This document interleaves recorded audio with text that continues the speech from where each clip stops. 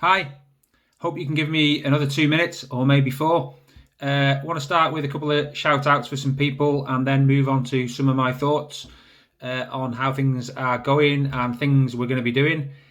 Thing number one, big thank you and shout out to Martin Hetherington and Joe Speak around completing the specification for the OJU tender for the new cancer system. I know that's been a bit of a slog working with the procurement team and the like there, so I've seen a lot of the emails around that, so fair dues to you, hats off on that one. Also in the information team, I know Matthew Norton has been doing some work on streamlining some of the standard reports, so well done on that. And I understand Abby Rothery has done some work on a new sickness report. That's good. Other thing I want to acknowledge is that some of the home working solutions at the minute, AOVPN in particular, have been far more solid, or the word on the street is they're far more solid. We're still getting some dropouts, but some of the feedback is that things are improving there. So keen that we're still all over that. The other thing to hold out to acknowledge is, although we are having problems, and we do have problems time to time, I just want to recognise the customer service ethos and abilities of the staff answering the telephone calls. I know there can be frustrations. It's something like 20%, 30% more calls than we've had before. People frustrated waiting to get through and all of that.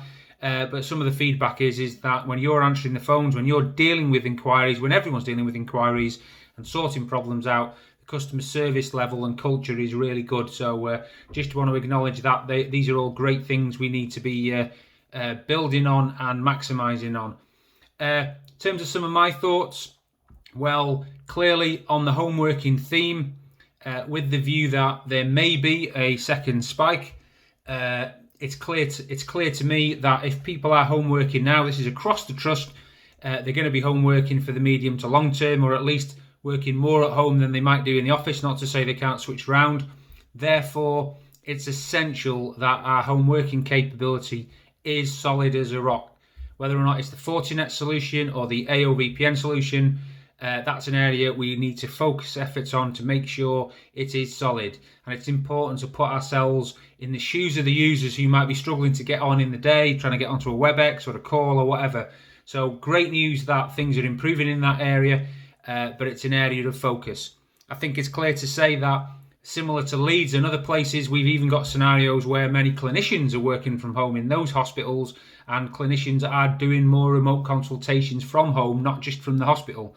Remote consultations are going to be significantly on the up if we're going to go into the recovery stage and be able to start getting electives and more flow through the hospital. It's really important that we've got the ability to have as many remote consultations as possible and possibly divert people from having to come to the hospital if necessary.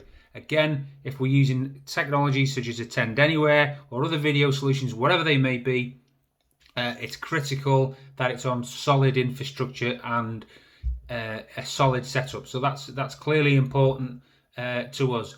Other things we've been having discussions about this week at senior leadership team.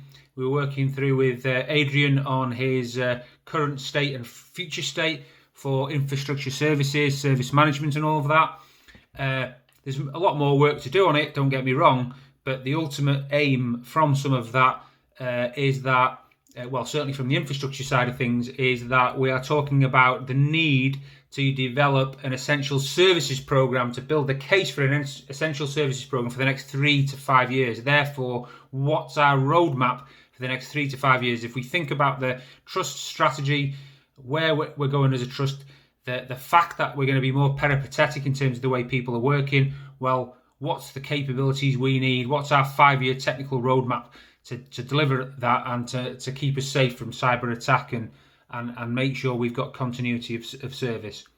The other thing, of course, the other observation from my perspective is big observation for me, and I've talked about it before. It's in the observations document that your SLT members will be going through with you, is the random way in which requests for work, new pieces of work, come into the DIS service. It's very sporadic, it's scattergun, It's ridiculous, really, and it's something that needs to be sorted out. So people, some people might already know. One of the big recommendations for me, initial recommendations, is we've got to sort out our project and portfolio management approach. So by mid-October, I'm planning to bring someone in to have a look at that and develop how do we prioritize our portfolio of projects, the portfolio of all the different projects and initiatives we might have on. How do we prioritize those better? So how do we stop pieces of work coming in if they're not a priority? How do we determine what the priority is? Thinking about what's the prioritization method, a prioritization matrix that care groups or we can work to. Also thinking about projects. Some projects have a level of complexity where they need project management, some discipline and rigor put onto a program, someone who can coordinate some of those things, the multiple aspects of projects that in some cases we do not have project management on. So how do we build those cases to include those type of resources and make sure we have the total cost taken into consideration?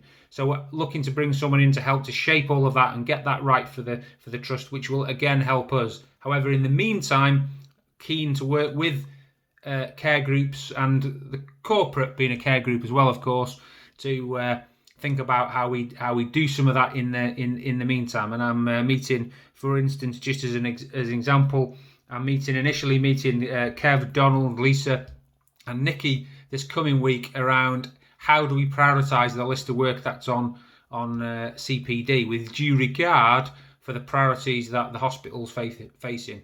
So yeah, a lot of work to do, a lot of work in progress. I really think we're going in the right direction. Thanks very much for all the efforts you're doing. There's loads of evidence of good work and good practice. It's just moving us more, hopefully, in the right and positive direction with due regard to how the changes are happening across the hospital due to things like COVID or just pressures and changes overall. So digital's got to play a key part in that. So keep going. And I hope to see you out there soon. Oh, just a point. Big apologies to staff in Scarborough. Really struggling to be able to get across to Scarborough. Everything seems to be very York-centric in terms of meetings and the like. But I am definitely going to try and get out there start of October. So stand by your beds. See you later. Bye.